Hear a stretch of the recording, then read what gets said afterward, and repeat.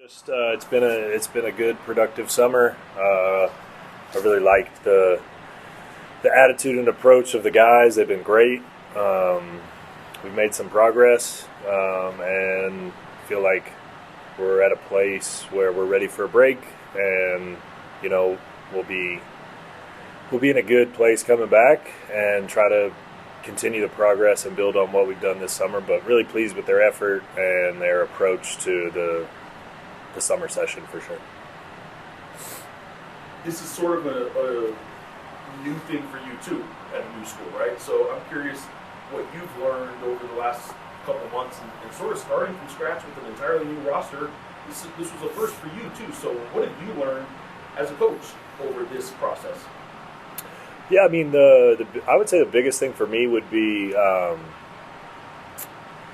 sort of the pace of installation, the pace of progress with this number of new faces and a lack of sort of returning players. Like I've learned, a little bit about the level of patience required for that and how it's kind of the pace of the summer, I would say, with regards to our installation and progress with that many new guys. A little bit slow early, and then as it built, you could kind of feel them kind of take a jump. But that would be the biggest thing, just with that level of turnover and new faces, just understanding the level of patience required to make the progress you need when it's new for everybody.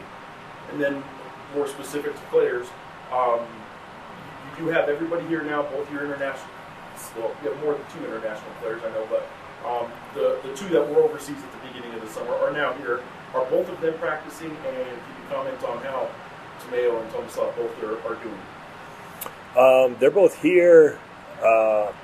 Tomeo got here just timing-wise. He wasn't able to get into the full practice session, and now we kind of go into the break. So he's on a little bit different schedule. But I've been pleased with both of them, and in particular, Tomislav being able to practice, like showing up a little bit late, his ability to just kind of jump in and kind of learn pretty quickly. It was really encouraging. Real quick, can you pronounce his last name just to make sure? Well, Tomislav. I don't know that we can. So we'll see. It's a real test here. Tomislav Buljan. It is Buljan. Coach, you guys had limited practice time this summer. I think it was a little less than an hour practice on most days. You guys are going to have a couple weeks off now. You guys will start the preseason. Do you feel like this team is on track for where they need to be come November? Yeah, I think we're at a place where we can certainly get to where we want to be. Like I said, I've loved their approach. I think if we continue that and we kind of build on what we've done, we can certainly get to a good place come November. Yeah, and then some of the veteran guys on this team, not just Chris, but Dayton Albury, Tajavis Miller, Luke Haupt, who've had some success at other places. What have you liked from them this summer, and what kind of roles do you think they could play on this team? They've been great. I mean, everybody has, but those guys are older and have played a lot of basketball, and I think that certainly shows up at times when, there's a lot of learning or concepts are new. I think, the experience level, being exposed to similar concepts at different stops certainly helps those guys who've done this before in terms of the college basketball. But so they've been great, and I think that gives them a little bit of an advantage over maybe some of the less experienced guys. But in terms of roles, that's all TBD. Like, it's really hard to tell where it's such an early phase of this. So, but everybody's doing a good job. Coach, you mentioned it's a new system, new players. You mentioned pace and spacing. You'll launch threes. You plan to launch a lot of them. Defense at the rim. What's the learning curve in learning to Coach Olen's offense?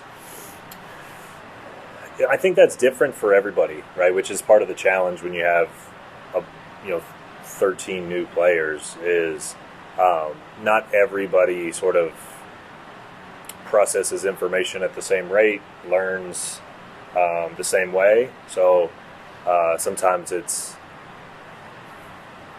guys do better with film or on the court, and we try to understand how everybody learns and then help them kind of get up to speed.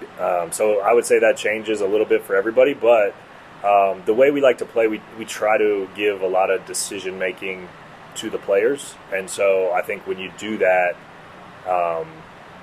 and it's a little less predictable, a little less sort of XYZ exactly on what they're supposed to do, then that learning curve can be a little steeper. But once they kind of find the rhythm and the pace of what we're doing, then we kind of take off from there. So it can take a little bit more time. I think when we're in a situation where there's a lot of possessions, if we're playing 5-on-5 or whatever, where 9 of the 10 guys on the floor, sometimes all 10 guys on the floor, it's new.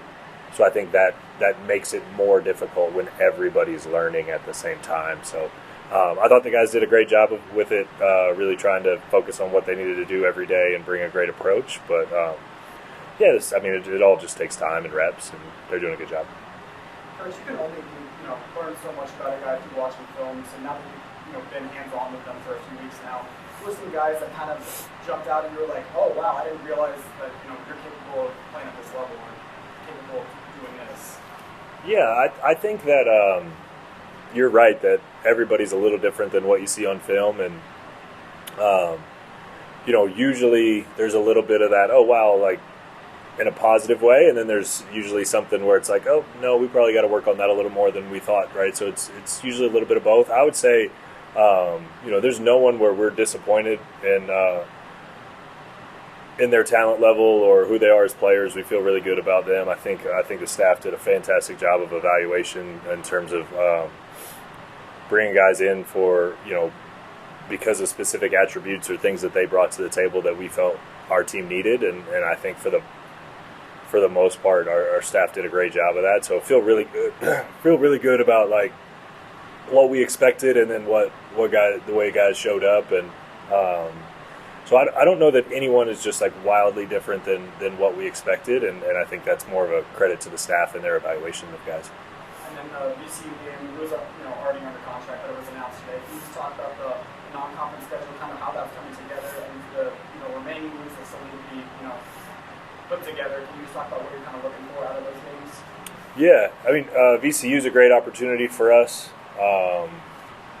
Obviously, that's a fantastic program and a great place to play. So we're excited about that challenge and opportunity that has a chance to be helpful in terms of our metrics and strength of schedule. And so we're certainly looking for those opportunities. That's part of the process in scheduling is working out all the variables, the dates, the opponents, the strength of those opponents, how they figure into your quad 1s and 2s and so on, and those metrics. So scheduling's got its challenges for sure with all the variables that go into that, and that's something that we're working through, and we're getting closer and closer, but we still have a few more games to add to the schedule. Coach, you mentioned pace of play a couple times, which I find interesting because it seems like at this level everyone's got the physical tools to play here. Is what sets some of these guys apart in your own version of a depth chart the fact that they can pick things up a little bit faster, the scheme, the playbook, and all that? Is that what maybe has some guys rise above some others at this point? I think that's always a separator. I think the sort of mental aspect of the game and ability to process information, learn concepts, and apply them, like that's always a separator for everyone. I would say relative to this stage of where we are, it can be a little bit, because everyone kind of learns at different timelines. So the guys who maybe pick things up really quickly can get off to maybe a little better start, and sometimes other guys will close that gap as we go because it takes them longer or whatever the case. I think that guys who really learn quickly have a chance to create roles for themselves earlier in their career than someone who doesn't learn as quickly. But I don't think that really changes ceilings and overall ability to develop and reach potential. It's just more affects their timelines. You've been here a little bit. I mean, enough to get your feet wet, get settled in your house and all that stuff. But is there anything about Albuquerque, about New Mexico, that just kind of caught you off guard, surprises you a little bit? Oh, it's been great. I mean, the summer's hot. Like, it's a little warm relative to past experiences, but otherwise, we've loved it here. It's been fantastic. People have been great. We've really enjoyed our time getting settled in, and looking forward to continuing to, meet more people in the community and really just kind of get to know everyone and continue to get comfortable here. I know our girls are excited to start school here pretty quickly, and that's coming up, and so we're looking forward to that. And I think that'll be a great way for us to, again, meet some more people in the community and have our family really be a little more ingrained. So, but overall it's been amazing. Do you have a favorite place yet to eat or anything? You want to name drop some local? I feel like I got to get more experiences before I can, shout anybody out there. I got to get a better feel for all of it. And find out which ones are donating to the program. All right. About the schedule, a couple things is, we've heard through the years how hard it is to schedule here. You're coming from a place that probably wasn't as reliant on home games and men's basketball to really support an entire department. Did you feel any pressure, you or whoever's primarily in charge of the scheduling? Do you guys feel some pressure to build a schedule that is unique? Because I've heard that from past coaches that it's tough here not only to get big names, but knowing that the whole department relies so much on you guys playing at home. I haven't felt additional pressure relative to the schedule. Our approach to the schedule is, very much focused on how to create the ideal schedule relative to the quads and the metrics to give our team the best opportunity at the end of the year, whether that's for bids or seating or whatever the case. That has to be our primary focus. I think we would love to also, in doing that, create home environments that everybody's really excited about. So we'd like to do both things, but our primary focus is a schedule that makes sense for our metrics and kind of postseason opportunities. And so we'll let that kind of be our guide and dictate our decision making. But we want the same thing that everybody wants in terms of home environments and really competitive opportunities. We're looking for that in this process. But there are certainly some challenges to it. Including in those challenges, are you getting people that won't? They'll take the call. So I won't say literally won't take the call, but people just aren't considering starting home homes with you guys. There's some degree of just hang up before we could get started in the conversation, but I think that's sort of the double-edged sword of having the kind of environment that we have here. People aren't necessarily interested in that because it's a difficult place to play, and then people know it, and so but I think that it doesn't mean we won't be able to put schedules together that accomplish the things that we want to accomplish. But there are certainly challenges in that, and people's willingness to play here at the Pit is one of the factors. I know the dangers of us in July and August mentioning specific players. People read it or see it and just eat it up and think that guy's going to be all conference. There's one player who I don't necessarily anticipate playing a ton of minutes because he's a freshman, but I want to ask you about Uniah and if he still does things in practice that just kind of make everybody sort of drop their jaw a little bit. I saw the video of him dunking at camp the other day, and I'm like, it looks like he's still doing things that are impressing everybody that even knows him.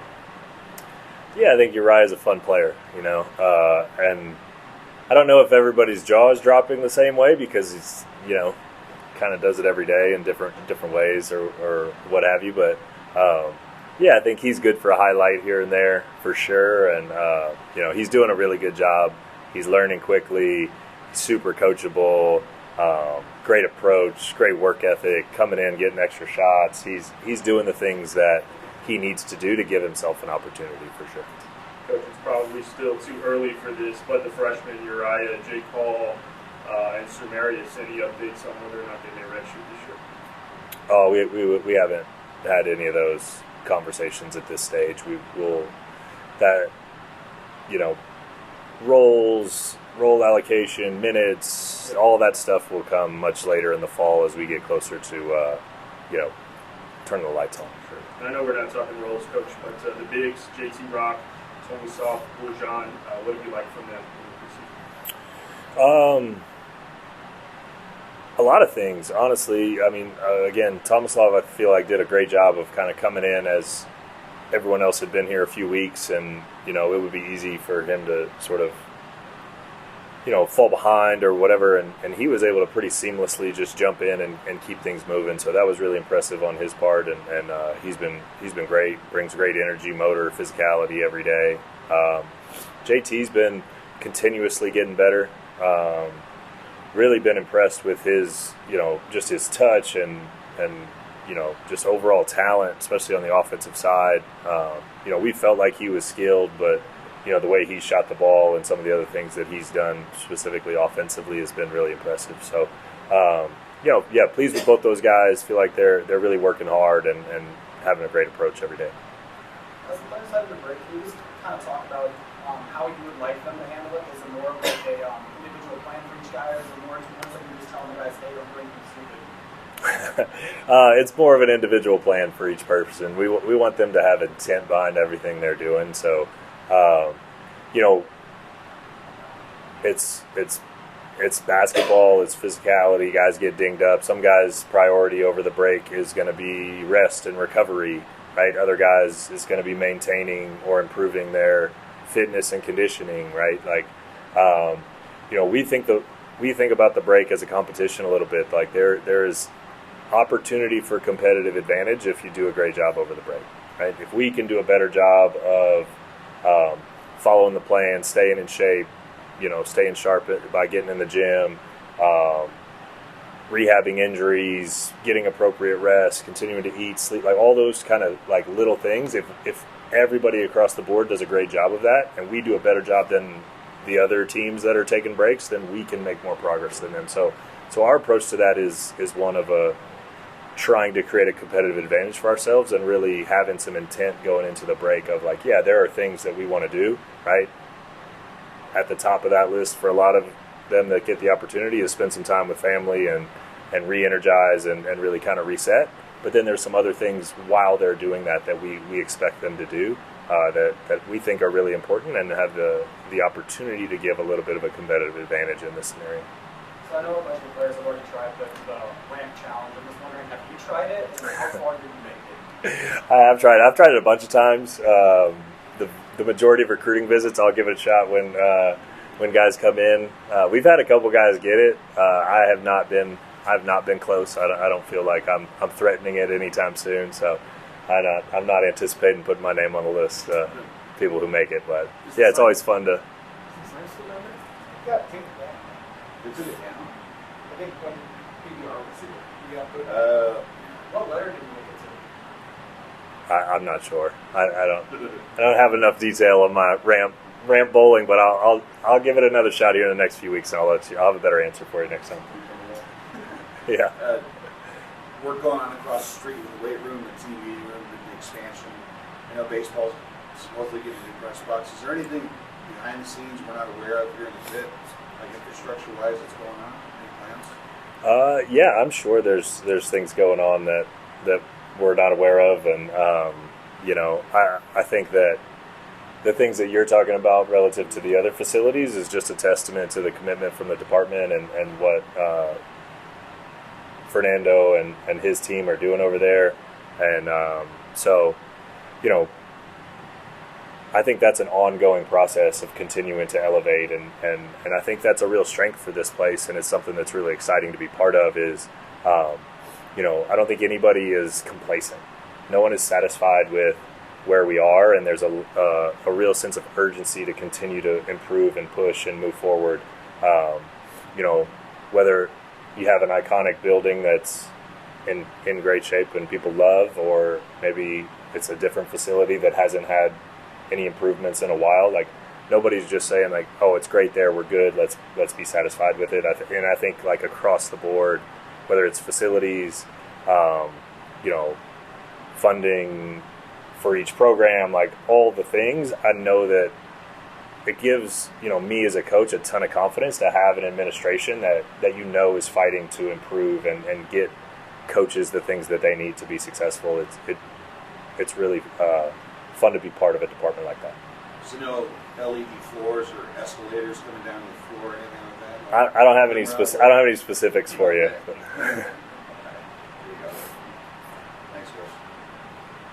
Anyone else? That's it. Yeah, I'll do Last word from Geoff. Go football at UC San Diego. You have football here now. I'm curious what that dynamic is like, watching the town and the departments sort of start getting behind football a little bit, and how well you know Jason Eck. Have you guys been able to go have lunch and dinner sometimes? Yeah, I've been able to spend a little bit of time with Coach Eck, and I'm fired up for Lobo football. I mean, I think that there's a ton of momentum there, and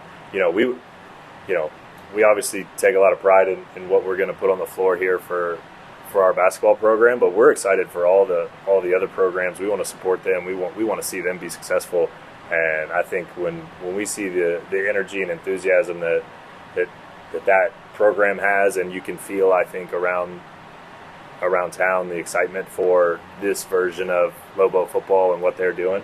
I think that fires everybody up, and I think watching them, and I think we're all really excited to see what happens over there. But it's cool to be part of. Again, this whole department is something that I'm really excited to be part of, and what they're doing at football and all the improvements that people are making. It's something that I think gives everybody a lot of energy and a lot of excitement and to come and to work. When you come to work and everybody around you is really competing at a high level and has high standards and expectations, I think that's a fun environment to be part of. You can feel that from the football team. I think Coach Eck is someone that you can just feel his presence and his leadership, and so he's somebody that I hope to continue to get to know better and learn from. And I think that you can always learn from some of the other coaches in different sports. I think it's cool the way people think about things in other sports, with whether it's football or any of the other sports, right? Softball, baseball, soccer.